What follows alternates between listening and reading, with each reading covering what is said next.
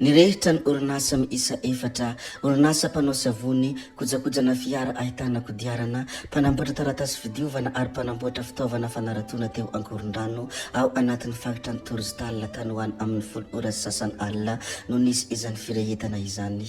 Efa voafehy kosa ny afo fa mbola manao ny famonoana ireo otrikafo ny mpamonjy vona. Tsy mbola fantatra mazava ny tena fototry ny afo hatreto, batma iray no nirehitra handrasana ny fanampim-baovao sy ny antsipriany vaovao avy amin'ny mpamonjy vona mikasika an'ity firehetana izay nisy teny Ankorondrano ety.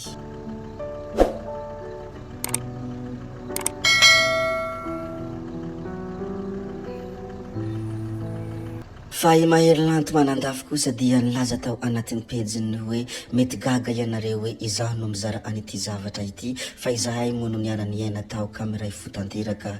Izahay niaina amantaona ny tany amponja mahatsapa fa tokony homena sekretera d'État hitantana anazy ny administration pénitentiaire. Nilaza ihany koa i Maherylanto ny hoe mafy ny asany izy ireo ary misy tokoa ny fijabahana ataon'ny magistrat amin'ny asa sahanin'izy ireo. Tsy misy fandriampahalemana ny firenena raha tsy misy ny pénitentiaire miambina ny fonja. Koa miangavy ny filoham-panjakana mba hijery ankaiky ny hanomezana ny secrétariat d'État en charge de l'administration pénitentiaire amin'izao fananganana gouvernemanta vaovao izao. Fa isolombavambahoaka Raholo John ilay isolombavambahoaka voafidy tao Tsiromandidy kosa dia nifona sy nialatsiny amin'ny izay rehetra mety ho tafintohina tamin'ny zavatra izay nolazainy.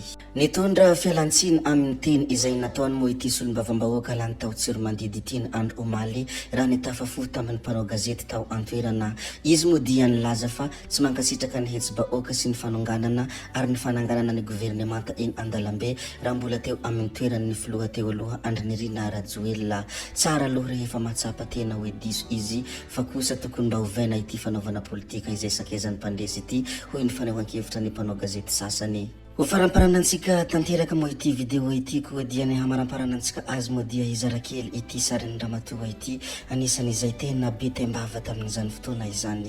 Anisan'ny ramatoa izay tsy azona tany ninona moa ity ramatoa ity fony mbola teo ampelatanan'ny fahefana fa amin'izao fotoana izao dia tsy mba tazatazana mihitsy izy. Betsaka tena betsaka tokoa ny zavatra izay nampiavaka n'ity ramatoa ity fony mbola teo tamin'ny fitondrana izy tsy ilaza fotsiny isika afa-tsy ny hoe poizimbalavo sy ny danitra na voafe indrindra ireo 6% imbécile ny teny izay nataony rehefa nanambany ny vahoaka tao anatin'ny tampanjotra an-tserasera Facebook ny tenany.